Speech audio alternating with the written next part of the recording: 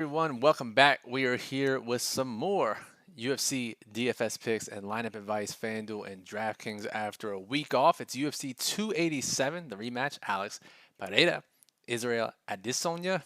Got the right pronunciations. Deep in my pronunciation bag this morning. What's up? Welcome. I'm Brian Jester, co-founder here at Occupy Fantasy, and we're here with the best bets, picks, lineup advice, FanDuel, and DraftKings for UFC 287.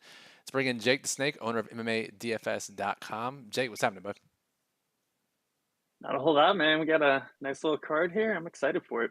Yeah, week off, coming right back, and we're here to break it down. So if you're new here, welcome. What we normally do here is we break down the main event from a betting and DFS perspective. Adesanya versus Pereira. We will look at newcomers on the card, those making their UFC debut, what type of fighters they are, what we can expect from them in their first trip to the octagon. We'll play good fighter, bad matchup, bad matchup for those fighters who have less than 4 fights under their belt in the UFC. And we'll talk about some fights you have to target, prize picks plays, and then we'll give out our stream parlay of the week at the end of the video. We hit it 2 weeks ago, plus 600 or so, so we're looking to run that back once again. If you have questions, this is a live Q&A. You see the YouTube chat to the right of the screen here. Go ahead and throw your question in there, and we will answer them. We'll stop what we're doing. We'll answer your questions. Before we get to anything, Jake, we already have a question. First, we got Patrick in the chat. Danny, T-Strack, what's up, guys? We appreciate you tuning in as always. T-Strack says, is Jorge a good GPP play? We haven't broken down anything yet, but Jorge going to be low owned, the biggest underdog on the card. What do you think, Jake? No.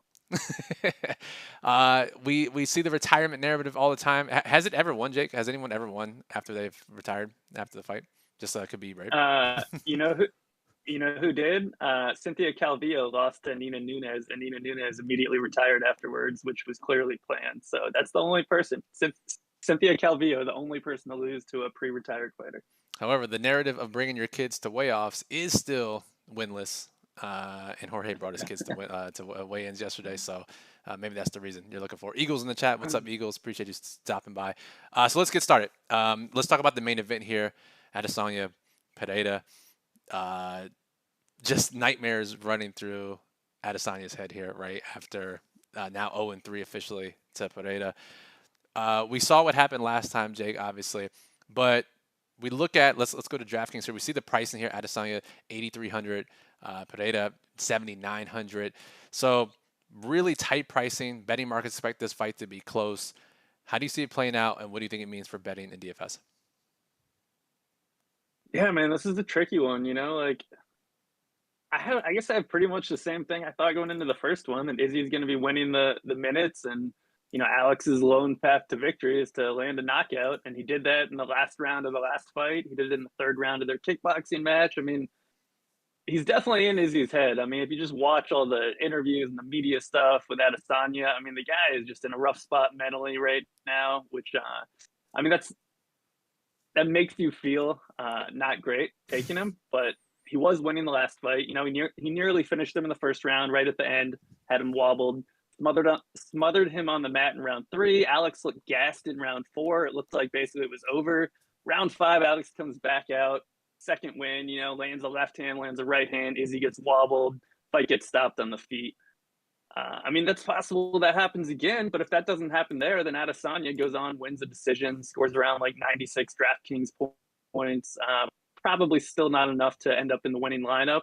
Alex, even though he got the knockout, he scored like 90, 92. 94, 96 points, 92. He was still not in the winning lineup on either site, despite being priced as the dog. So I think that's sort of interesting here. He's a little bit more expensive.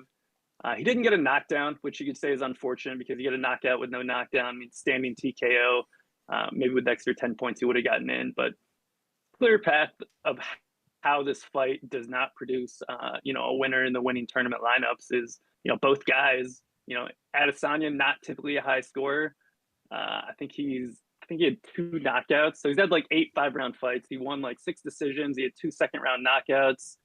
He's not scoring great in these decisions. I don't think he scored above 86 in any of them, except for the Kevin Gastelum one. Sorry, in 5 of the 6, he didn't score above 86. The Gastelum one, he had like 4 knockdowns. He scored like 117 points, which, yeah, if he gets 4 knockdowns, he's going to score well in a decision. But that's a super outlier performance. So probably needs a finish unless he wrestles a ton, which maybe he will. He landed his first takedown in the UFC in the last fight. he's definitely going to want to wrestle. I mean, they asked him if he was going to wrestle more. He kind of shrugged his shoulders, like, okay, yeah, you're going to try to wrestle more. Like, we know that. But it doesn't mean he's going to be successful. I mean, the guy's not a wrestler; he's a kickboxer. But I could see him landing a couple takedowns, controlling Alex for some time. I mean, I think that would be a smart path to victory. I mean, Alex is terrible on the mat. I think as soon as he faces a legitimate wrestler, he's going to get submitted in like 2 minutes. So that'll be funny in the future if he does win here. Yeah, so I think there's ways it fails. I think you don't have to play a fighter. I think it's going to be a close fight where either Izzy maybe gets a finish, but more likely wins a decision, or Pereira knocks him out again. I would say both are close to a coin flip, but I'm still taking Izzy, and I don't feel at all good about it. I mean, I think that's fair, right? I think it's And then fair. Real quick, just to interject, I think that's fair. Lots of yeah, skepticism on both sides, and I do agree to your points that while Adesanya's scoring history isn't great for DFS, I think we have reason to believe, and especially based on his comments and his last fight, that we could see more grappling upside. We could see him going for it more early, because I know, damn, if I was in his shoes and this dude keeps knocking me out in late rounds, fuck it, if I just knock him out early, we don't have to worry about that. So maybe he's a little more aggressive early. So that does add to his scoring ceiling a little bit. What do you think about low risk contests though? Is this a stackable fight? I think it is, but I don't love it. It's one of those ones where it's like, yeah, it's probably going to go long. It'll probably score like 140, 150 combined points, but it's going to be lower volume, probably less, grappling. So it's not one of those ones you love, but it's one of the ones where you're like, all right, I guess I'm still stacking it, but it probably means that it's not the absolute best low risk week because of that. So I mean, it's fine. It's not like one of these great stacks, but it's not one where I'm avoiding stacking it in low risk. We'll say every time we say it's a terrible stack, it combines for like 300 points. So expect tons of grappling and reversals and knockdowns in this one. So, all right, but Right. either way, we're all excited for this main event. We're excited to get to it. And yeah, I can't wait to see how it plays out. So we'll talk about the newcomers here next, but we do have a few questions in the chat. So let's get to those here next. We are here till 1:30 p.m. Eastern. So again, if you have questions, throw them in now. Doug says, what are your thoughts on Gerald Mearshart? Is he playable?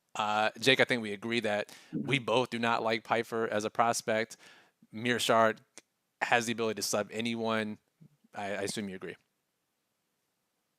Yeah, man, I love Mearshot. I'm picking him to win. I think he gets a late round submission. The only concern with him, other than the fact that he's chinny and going against the power puncher, is that we've seen him not put up huge scores in third round submissions. So if he gets a third round submission, he might score like 60, 70, 80 points. And if a bunch of dogs win, he could still get left out.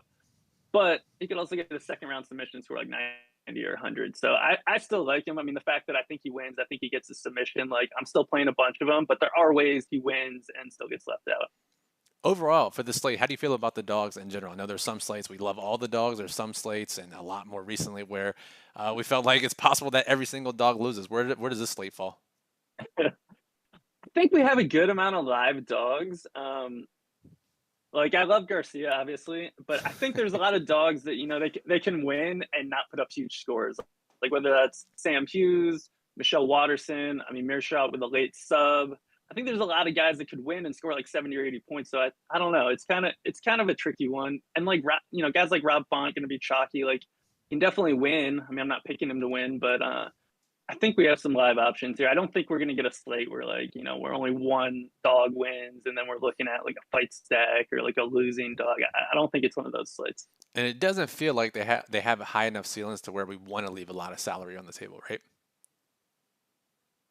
Yeah, I mean, that's the other thing, right? Like, if these dogs score like 70 points and you leave a bunch of salary, then most likely someone's going to outscore you with that salary. So yeah, I think it's definitely like a little bit tighter on the salary in this one. For sure. All right, let's see. Patrick is asking about the weigh-ins. How did Alex look? How did he look in your opinion, Jake? I mean, the guy came out clearly straight from the sauna. He still had the towel wrapped around him. I mean, the guy cuts a ridiculous amount of weight. I thought he looked like his normal self. Honestly, he probably looked worse last time at weigh-ins. But I mean, it's always going to be a brutal cut for him. I didn't think he looked like especially bad or anything. Just like normal Alex, like barely making weight, taking the full time straight from the sauna. For sure. Mike is asking a general strategy question here. Way to balance risk versus diversification in 20 max GPPs. Flag plant a few guys for 80 to 100% exposure, or focus on incremental leverage. Jake, I'll give my opinion, and you can chime in. I think the incremental leverage is more suited for 150 lineups. When you still have to beat a ton of people and you only have 20 shots out, you do just by nature you have to take more stands. 80 to 100% is a little aggressive for my liking, but again, that's where the your personal risk reward balance comes into play. I would play significantly less fighters in 20 max, and I would also try to get as much leverage as I can on those fighters, where I would save the more balanced approach for 150. What do you think? Yeah, man, I totally agree. I mean, you're not going to be able to get all the combos. So I think normally I'm looking at like 50 to 75% on the guys I really like in 20 max, Yeah, opposed to 80 to 100. But like you said, I mean, it's all just risk tolerance. But you definitely can't just go like 15 to 25% on everyone because you have 20 lineups. for sure. Totally. Speaking of another strategy question, we have a question here from John. Any tips on how to play smaller GPPs, 100 to 300 players? What strategies are good to use? I will say, John, read the daily plug and check out the lineup construction tip section, and just tone it down like one level for as far as diversification goes, differentiation goes. Jake, I know we look at those types of contests a lot, and really you just need like one lower owned option without going all in on the high owned options, and that's generally enough balance for those contest types. Yeah, man. I mean, you're the expert on that size. I play mostly the bigger stuff, but yeah, I would agree. You can get a little bit less crazy. You don't need like three long shot dogs or anything. Just get like a little bit of diversification and then get some high floor plays. Get the guys you really like in there. For sure. Another question here from that dude says, "Is Chris Curtis a good cash game play?" And I'm going to bring up the Occupy model here for a second. One way you can answer this question yourself, just from a very high level, is looking at where fighters' money lines match up with their DraftKings salaries. We see Chris Curtis at 8K plus 110, not bad. And I actually think the line has moved at sharper sports books in favor of Gastelum, so Gastelum is a bigger favorite. I will say, Jake, I don't know if he's a great value, but this fight is likely to go to distance. I know you bet it to go to distance. So from that perspective, it's not the worst cash game play if we have an underdog where the fight is expected to go all 3 rounds. Yeah, I mean, I think he's a high floor, probably not a huge ceiling spot here. So, if he makes the lineup work, I would rather play him than someone that might score like 5 points. For sure. Yeah, definitely. All right. I think that's it. Oh, we have one final question, and then we'll move on here. Thoughts on Bahamondes, who is this is a short notice fight, catchweight against Trey Ogden. Let's go back to DraftKings here, and there it is. And Bahamondes is the third most expensive fighter on the card at 9,400. Thoughts on him, Jake? I love him, man. Ogden had to cut weight 2 weeks ago. It was a tough weight cut. Like if you listen to his interview, he was like in an Airbnb and the bathtub wasn't working. So he went to some gym and their sauna wasn't working or something. And it was just like, or their hot tub wasn't working. It was this crazy weight cut. He finally makes weight and the dude drops out 2 weeks ago. Yeah, So now he had to do it all over again. And Trey Ogden, I mean, the guy, I forget he was saying like he has to do his whole weight cut like the night before for some like health issue. So his weight cuts are not easy, and he's done right. two in the last 2 weeks now. He's never been knocked out, but he's also never faced a striker like Bahamondes. I really like Bahamondes here. Ogden stepped in on short notice, didn't have much time to prepare. I think that Bahamondes is pretty live here for a late finish, so I really like him, and he's generally not super popular, like 18 to 22% owned on DraftKings. For sure. Love that. Yeah, the old LA Fitness weight cut. Things that are very tough to get Right. through 2 weeks in a row. So, all right, let's move on here. Let's talk about newcomers. We have 15 minutes left in the show. So let me clear this out. And we will look at from the first fight of the night to the last fight. And Jake, we only have one newcomer on the card, which makes the workload a lot easier. We have Jackie Amarim, who looks like a jiu-jitsu specialist, sub or bust option. Give me the rundown. Yeah, man, 6-0, 100% first round finishes, 27 years old. Definitely just a BJJ specialist. She's like a former champion, like IBJJF, no gi pan champion. But we have no idea about so many things with her. Like she has one knockout on her record, but you watch the fight, it was like okay, she like landed one punch and landed some ground strikes against someone that didn't look like she should have been in there. So really just a grappling specialist. I don't really think she's going to be able to take a punch very well. I am not expecting her to have great cardio. I think she needs to get the fight to the ground. If she does, she's going to dominate on the mat. But if she doesn't, I think she could end up looking like plus 500 here. I think she's a major fraud alert. But if she does get the fight to the ground, man, she is really good on the mat. So it's like she's either going to look negative 500 or plus 500, depending on if Hughes can keep it standing. So we'll see, man. It's one of these people where if you've never been out of the first round, we don't know how she'll look in the second round. She doesn't know how she'll look in the second round. She's nervous on the scales, man. It seems like she fits the profile for someone that has an adrenaline dump and just goes into a coma in the second or third round. But we'll see. She might get a first round submission. I mean, generally, how often when we look at these fighters and we say, "Oh, they've never been past the first round," like unless they're like super dominant in all areas of the game, like very rarely does that work out, right? Dude, so rarely. And if you look at her takedown attempts, like she telegraphs them from across the octagon, just charges in, head down. Like that might work in the LFA.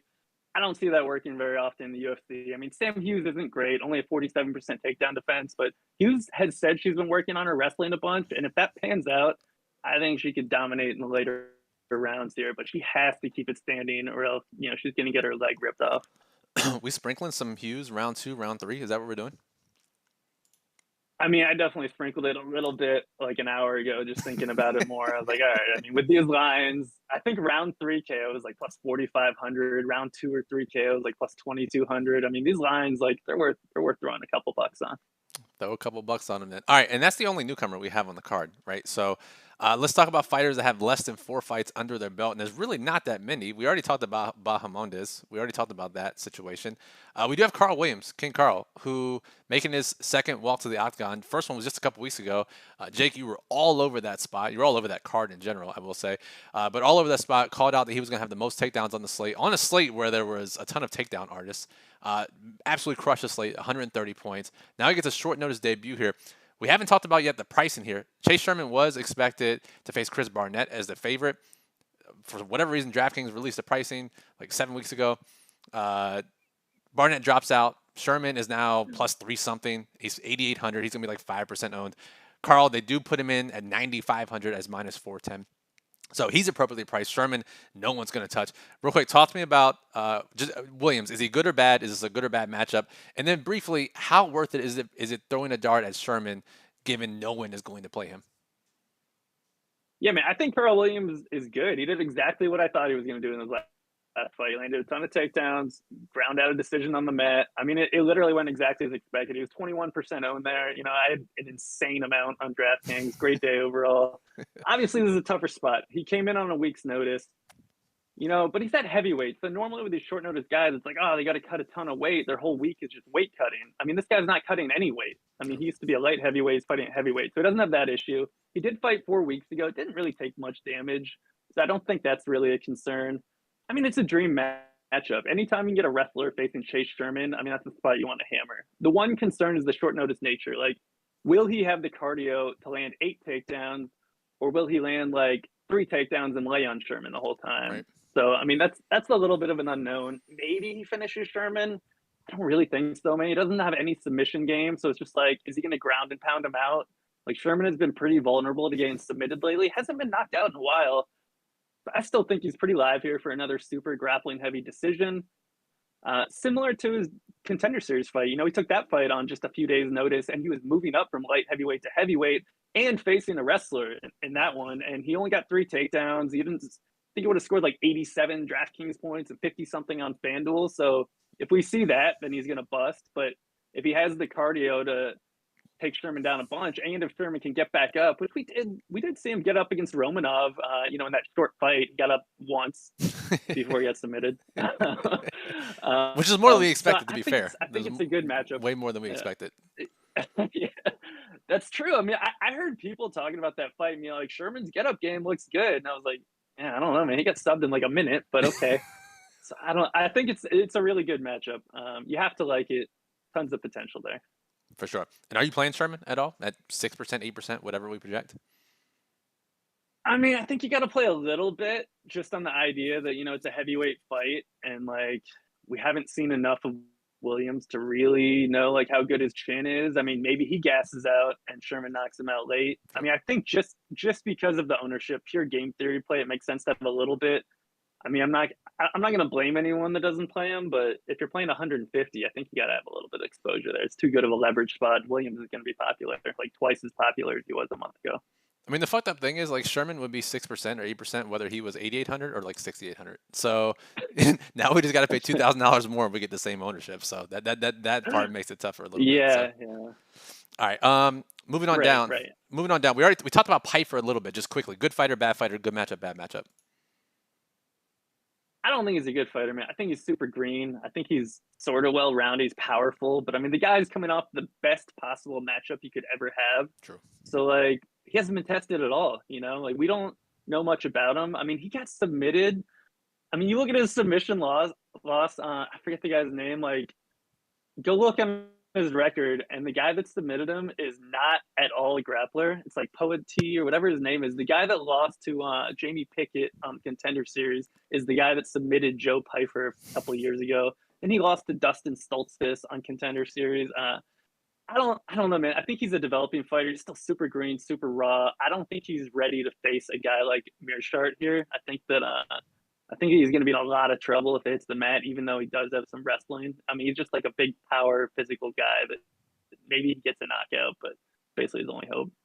All right, moving on down, we have Luana Pinedo, who only has 2 fights. I know we were excited about her coming into the UFC. Really hasn't exceeded our expectations. I wouldn't say she met our expectations either. The first fight for her career was a DQ, and then super underwhelmed against Sam Hughes. But what about this matchup here with Warson Gomez? Yeah, man, tricky spot. She hasn't fought in like what, a year and a half or something. So I mean, you wonder if she's going to come in a little bit more tentative. Does she have ring rust? Because she's basically a round one submission or bust play. So if it takes her 3 minutes to get going, that doesn't give her a ton of time to get the finish. And you know, Waterson Gomez is a habitual decision grinder. I think she went to like 8 decisions before getting submitted in her last fight by Amanda Lemos. So, I mean, it's a risky play, but it's a super high upside play. If you look at how Pinheiro fights, she's just like normally ultra aggressive, looking for an early finish. Like, what does she have? Like 7 first round finishes and 9 wins. So, I mean, super aggressive early on. I mean, her boyfriend fights really timidly. So, I wonder if after a year and a half, if she's been training with him, with Nikolai, that if she would just come in and be like, oh, yeah, I'm going to have a more patient approach and then just totally like be terrible. You know, we see these fighters like Randy Costa where they're round one or bust, and then they try to expand their cardio, and then they're just terrible. You know, it's Yeah. like, oh, they still suck in the second round, but now they lost what they're good at in the first round. I'm not saying that will happen, but in the back of my mind, I sort of wonder after this long away. But tons of upside, man. Grappling upside, striking upside. She's facing a 37-year-old opponent in Michelle Waterson. So I think it's a high upside, but definitely a potential to bust there and Waterson grind out a split decision win. All right, and finally we have Raul Rosas making his second Wall Street Octagon, and then Christian Rodriguez, just a couple fights for him. We have to keep this brief because we only have 6 minutes left. So are they good or bad? And is a good or bad matchup for each other? All right, so Rosas, one-dimensional grappler, good at grappling, terrible striker, and then Rodriguez is well-rounded, but man, his biggest issue is his takedown defense. He's been taken out at least twice in all his fights, 6 times in his debut. Terrible matchup to have a bad takedown defense, and the guy missed weight, and he tried to make weight. He took the extra hour, so he could be drained. I think both guys are overall good, but you know, like eventually Rosas will get exposed on the feet when he faces someone with a good takedown defense. But this isn't the fight where he's facing a guy with a good takedown defense. So I think he still dominates on the mat. I think it's a tough break for Christian Rodriguez, who's a great prospect, but he's about to be 1-2. Yeah, very tough. All right, let's see. We got some final questions here before we move on to the final segments. Rick says, "What's up, Brian? Never bet on this sport before. What do you look for in the sport in DFS?" That is a long-winded answer required for that question. So, Rick, I encourage you just to read the plug, AquaFantasy.com. I'll bring it up really quickly just so we can see it here on screen. But got all the information you need, best fighters to play, and then most importantly, the strategy section, which is what you'll need if you're playing this sport for the first time. So go read that, AquaFantasy.com. The link is also in the description. Let's see. Danny Coffey says, Barnett, the people's champ. That is for damn sure. And then Patrick says, who do you like better, Williams or Burns? I know Williams has higher ownership. In a vacuum, I assume you like Williams, but when you compare their ownership and salary, any preference one way or the other? Yeah, I still like Williams a lot more, man. Burns is basically a round one submission or bust play, and even if he gets it, there's a good chance he gets priced out of the winning lineup. I'm low on Burns. I'm trying to fade Burns here. I think Burns wins. Don't get me wrong. I think he dominates the fight, but I think there's a good chance he scores like 80 points. For sure. For sure. For sure. All right. And then David says Steve Garcia's ownership. What do we have Garcia projected for right now, Jake? 28% right now. 28%. All right. And then let me see here. And then final question. No, we have two more questions. Nope, just one more question. Jack says, thoughts on Hughes, $12, and Amareem, 11 on FanDuel. We did not get into this. We talked about the mispricing for Chase Sherman on DraftKings. We did not talk about the ridiculous mispricing, and we'll leave it very briefly because the contests aren't great on FanDuel. But for whatever reason, despite Amareem being one of the biggest favorites on the card, she is just $12 on FanDuel. Hughes is $11. Jake, you have to basically play Amareem in most contest types, but the leverage you get from fading her or playing Hughes, I think you're on the side of fading the fight in general. Is pretty hard to ignore if you're playing the bigger GPP over there. Yeah, man. I mean, it's stupid. Actually, Almareem is $11 and Hughes is a dollar more at $12. They just completely messed it up. I actually even reached out to support. I was like, "What are you guys doing?" And they tried to be like, "Oh no, it's not a mistake. It's probably due to strikes landed." I was like, "No." Yeah, Like that's they're like, not "Well, how we're this not works. changing it." All right. So look at it this way. I mean, she's probably gonna be like 80% owned or something. So if you play her, you got to get unique, but massive leverage to just fade the fight. Honestly, what I'm doing is just going lighter on FanDuel and then just full fading her and just getting massive leverage. But look, if she wins, if she gets the first round submission, whatever, like I wasn't in for that much. I sort of think that's the movement. I think it's gonna be a lot harder to differentiate if you play her unless you leave some salary left over. So if you do play her, I would leave salary on the table. All right, fair enough. All right, 3 minutes left, and we'll get out of here, and we'll rapid fire these last three segments. Fight that you have to target, Jake. Whoever wins is likely to score extremely well. Yeah, man, there was a few I was looking at. I think I'm going to go with Piper Mearshart just because I think it's either a Piper knockout or a Mearshart sub, and then just hope that it's not a late sub where Mearshart only scores 70 points. Fair enough. Prize Picks play of the day. You see the promo code up here on screen. Use code OCCUPY when you sign up at Prize Picks. Get a 100% deposit match bonus up to $100. Parlay a bunch of props together. Really soft lines for UFC. I know Jake, you've been doing well over there, not just the past couple of weeks, but ever since you've been starting playing over there. Which line stands out to you the most on Prize Picks? Yeah, man, we've been crushing it lately.